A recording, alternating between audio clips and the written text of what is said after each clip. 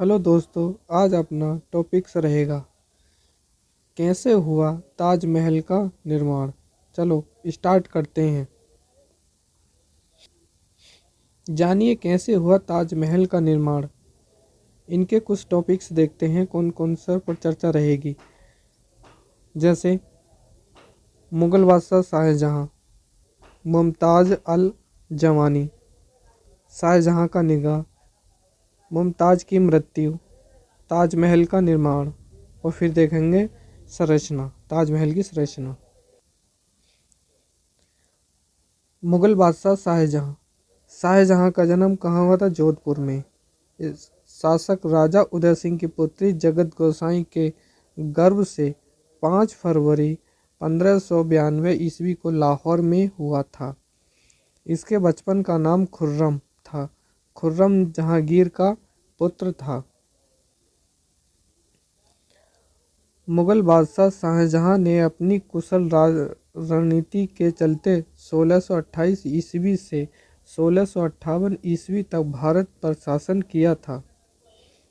तो शाहजहां ने कितने वर्ष तक शासन किया था? 1628 ईस्वी से 1658 ईस्वी तक, करीब में 30 वर्ष के लगभग जो शाहजहां ने शासन किया है। शाहजहां स्थापत्य कला तथा वास्तुकला का गुण प्रेमी था, इसलिए इसने अपने शासनकाल में कई ऐतिहासिक इमारतों का निर्माण कराया था। जहांगीर के दौर में एतमद्दौला वजीर बनाए गए। इन्हीं एतमद्दौला के बेटे थे अबू हसन, आसफ खान तथा जिनकी बेटी थी अर्जुनबंद बानो।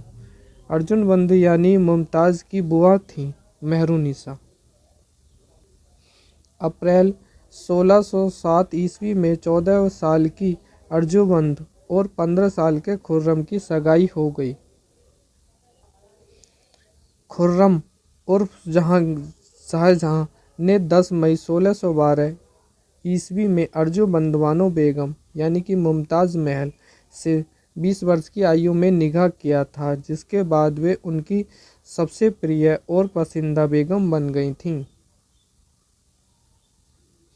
सगाई और शादी के बाद खुर्रम की एक शादी फारस की शहजादी कुआंदरी बेगम से भी हुई थी।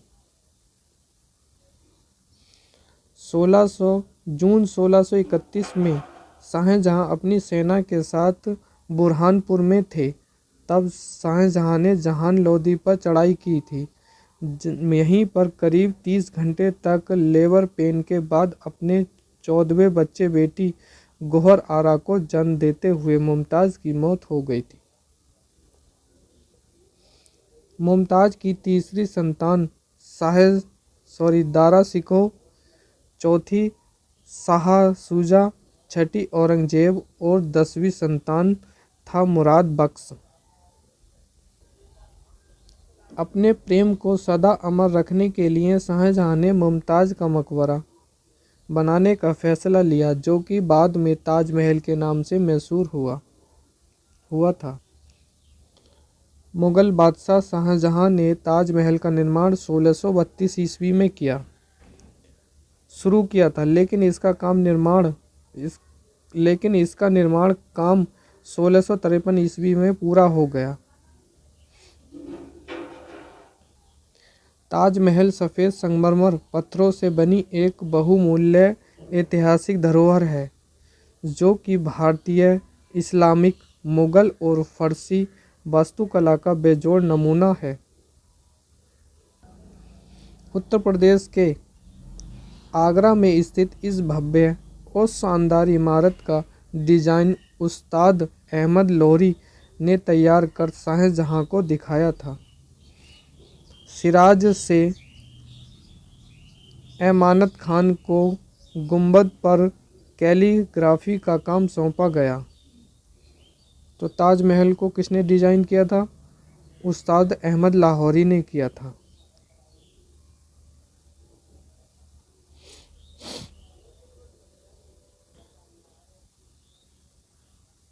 अगला क्वेश्चन, गयासुद्दीन ने मकबरे के पत्थर पर इबारतें लिखीं। तुर्की के गुंबज बनाने के शिल्प इस्माइल खान अफरीदी को गुंबज बनाने की जिम्मेदारी दी गई। 20,000 मजदूर लगे थे। इसे निगरानी के लिए मोहम्मद हनीफ को अध्यक्ष बनाया गया। यह करीब 32 एकड़ के परिसर में फैला है ताजमहल, जिसका मुख्य आकर्षण मुमताज़ का मकबरा या मुख्य इमारत है। इसके अतिरिक्त प्रवेश द्वार, ताजमहल मस्जिद, अतिथि गृह, 4 बाग, मीनारें एवं छतरियां भी इसके अद्भुत कला के उदाहरण हैं। मुख्य मकबरा 23 फीट ऊंचे चबूतरे पर बनाया गया। इसके चारों कोनों में एक एक मीनार बनाई गई है। प्रवेश द्वार, यह लगभग 93 फीट ऊंचा है, जो कि लाल बलुआ पत्थर की सफ़ेद संगमरमर और कीमती पत्थरों की जड़ाई के बारीक कार्यों से निर्मित है। प्रवेश द्वार, द्वार के शीर्ष पर 2 ऊंचे खंभे या स्तंभ, बीच 11 गुंबज हैं। दरवाजों के भीतरी भाग में कुरान की कुछ आयतें लिखी हुई हैं। मस्जिद एवं अतिरिक्त गृह, मकबरे के पश्चिम में ताज मस्जिद स्थित है, जिसका निर्माण लाल बलुआ पत्थर से किया गया है। मस्जिद एवं अतिरिक्त गृह, मकबरे के पूर्व की ओर एक अतिथि गृह या मेहमान खाना है। अब देखते हैं यूनेस्को विश्व धरोहर ने इसे कब सूची में शामिल किया। तो इस खूबसूरत इमारत को वर्ष 1983 से यूनेस्को विश्व धरोहर की सूची में शामिल किया गया है। इसके अतिरिक्त वर्ष 2007 में इसे विश्व के 7 नए अजूबों की श्रेणी में भी शामिल किया गया है। दोस्तों, ये बात जो है यूनेस्को विश्व धरोहर में कब शामिल किया गया है ताजमहल को, तो सन 1983 में किया गया है। यह क्वेश्चन बहुत इम्पोर्टेंट है, ध्यानपूर्वक पढ़ें। धन्यवाद।